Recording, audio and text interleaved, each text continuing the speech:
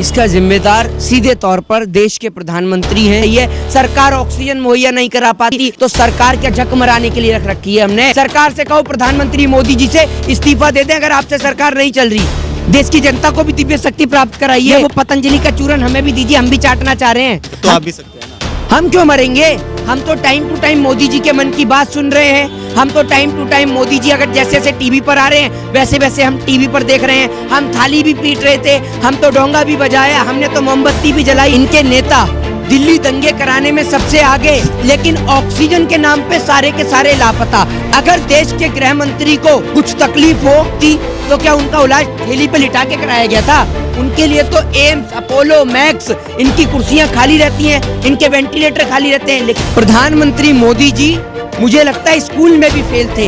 ये पैदाइशी फेलियर हैं, तभी तो अपनी डिग्री नहीं दिखाते। क्या पता उसमें पास हुए भी हैं या फेल हुए हैं। ये भी हो सकता है कि फेल हुए हों तभी डिग्री नहीं दिखाते। दोस्तों नमस्कार, मैं हूं आपका दोस्त जाहिद, आप देख रहे हैं डेली न्यूज़। हम आपको बता दें कि पश्चिम बंगाल के अंदर भी जो है लॉकडाउन लग गया है, लेकिन यहाँ पे जो है 5 घंटे का पूरा दिन में लॉकडाउन लगा है। जिस तरीके से पूरा देश के अंदर जो है कोरोना वायरस जो है हाहाकार मचा रखा है, हज़ारों लोगों की जो है कोविड-19 की वजह से जाने जा रही हैं।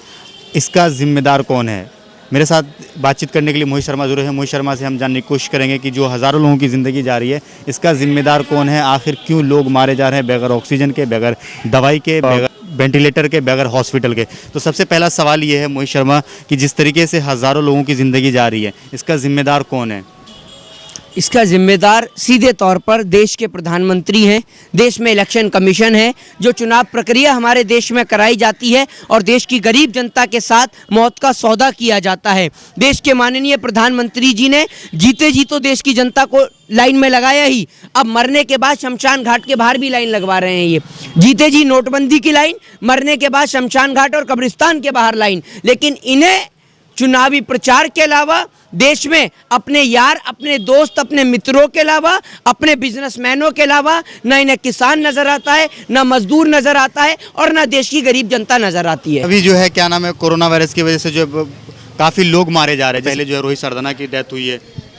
एक बात आप मुझे बताइए, आपने बड़े बड़े नाम तो गिना दिए, बाकी के लोग 2,08,000 लोग क्या धूप सेकने से मरे हैं?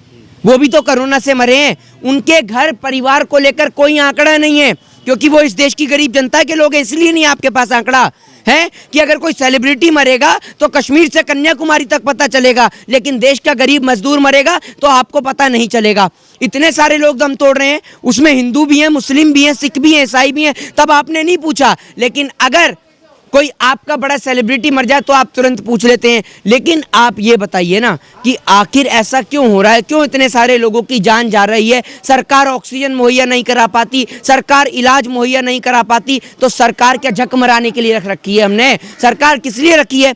सरकार से कहो प्रधानमंत्री मोदी जी से इस्तीफा दे दें अगर आपसे सरकार नहीं चल रही। क्यों देश को आपने बेड़ा गर्क कर रखा है? देश में लोगों के साथ, उनकी मौत के साथ आप खेला खेल रहे हैं। आपको अच्छा लगता है क्या ये? और आप रैलियां करते हैं, आपको शर्म नहीं आती? अच्छा, आज जो है छोटे छोटे देश भी जो है हिंदुस्तान की जो है मदद कर रहा है, उस पर जो है भारतीय जनता पार्टी के जो लीडर हैं वो ये कह रहे हैं कि ये मोदी की उपलब्धि है। मोदी की उपलब्धि है? आपको शर्म नहीं आती कि नेपाल जैसा छोटा देश हम पे सीज फायर करता है? ये उपलब्धि है, हैं? आज अगर देश मर रहा है और देश मदद कर रहे हैं, आप मोदी जी के तलवे चाट रहे हैं। पूरे देश की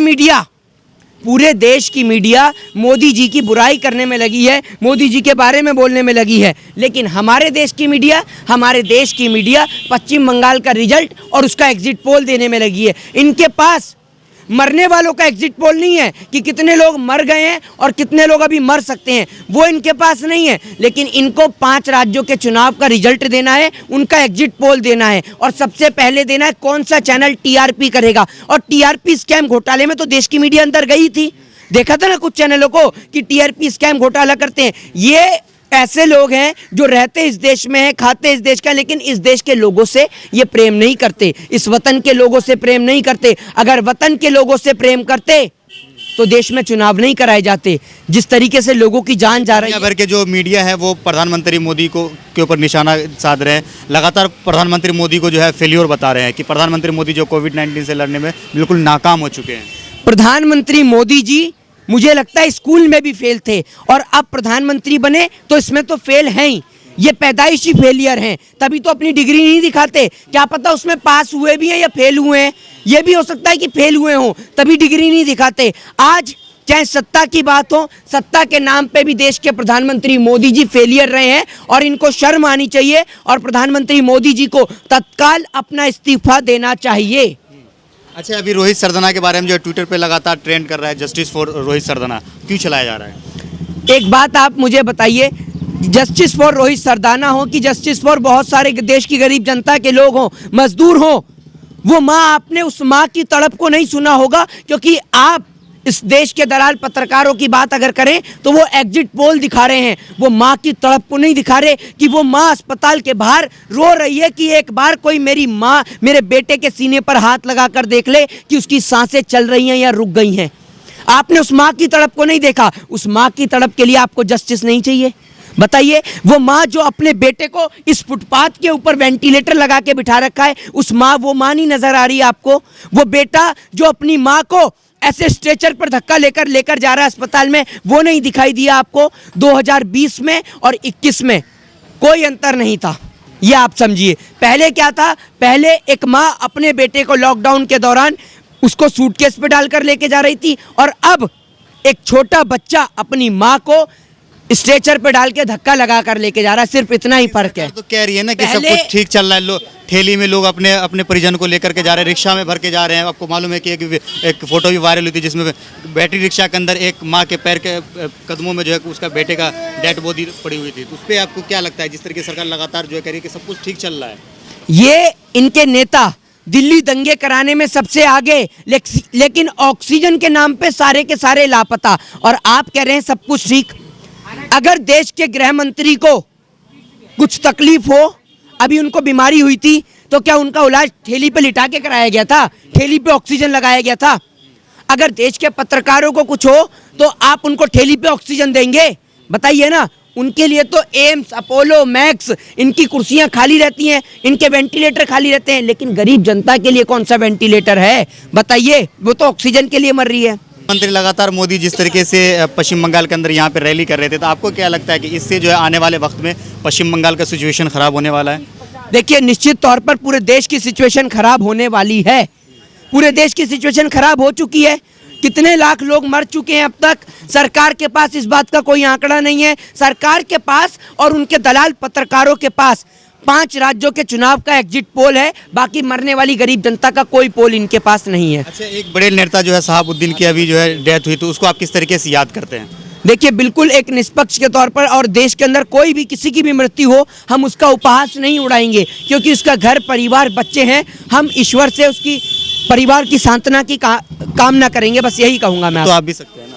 हम क्यों मरेंगे? हम तो time to time Modi ji के मन की बात सुन रहे हैं। हम तो time to time Modi ji अगर जैसे जैसे टीवी पर आ रहे हैं वैसे वैसे हम टीवी पर देख रहे हैं। हम थाली भी पीट रहे थे, हम तो डोंगा भी बजाया, हमने तो मोमबत्ती भी जलाई, दिया भी जलाया और टॉर्च भी जलाई। तो हम काहे मरेंगे? जैसा मोदी जी कर रहे हैं वैसा वैसा हम कर रहे हैं। मोदी जी अपने मन की बात लेके आते हैं, मोदी जी की मन की बात अपनी बात लेकर आ रहे हैं। नहीं, मोदी जी अपने मन की बात लेकर टीवी पे आ रहे हैं, तो हम सोशल मीडिया पे अपनी बात लेकर आ रहे हैं। तो आ रहे हैं ना, हम काहे मरेंगे भैया? हमने तो इनका 5 रुपए वाले मास्क से पैकअप भी हो गए, वो सैनिटाइजर भी इनका लगा लिया, और अगर ये मोदी जी कुछ कहेंगे तो हम वो भी करेंगे। तो हम काहे मरेंगे? बताओ ना आप। हैं? प्रधानमंत्री मोदी तो अगर कोई बात कहते हैं, अगर मन की बात करते हैं, तो यहाँ की जनता की भलाई के लिए करते हैं ना।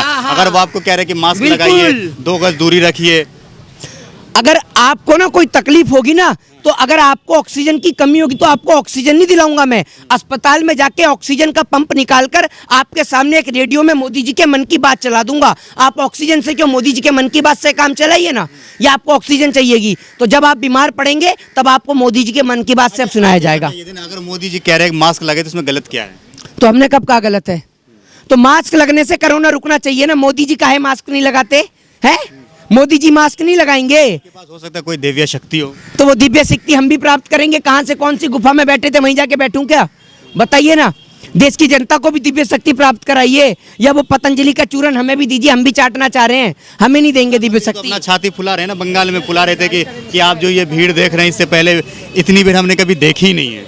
हाँ, इनका 56 इंच का सीना है ना, अभी मैं भी नपाऊंगा टेलर से। और सुनिए, कोरोना काल भले ही चल रहा है, लेकिन लोग सोशल मीडिया के माध्यम से उस टेलर को ढूंढ सकते हैं। मोदी जी ने 15 लाख नहीं दिए, लेकिन हम 15,000 आपको जरूर देंगे। टेलर को ढूंढ के लाइए और हमसे 15,000 लेके जाइए। जय हिंद, जय भारत, वंदे मातरम। चलिए, बहुत बहुत शुक्रिया आपका। तो मेरे साथ यहाँ पे क्या नाम है मोहित शर्मा जुड़े हुए थे, इनसे हमने बात करी।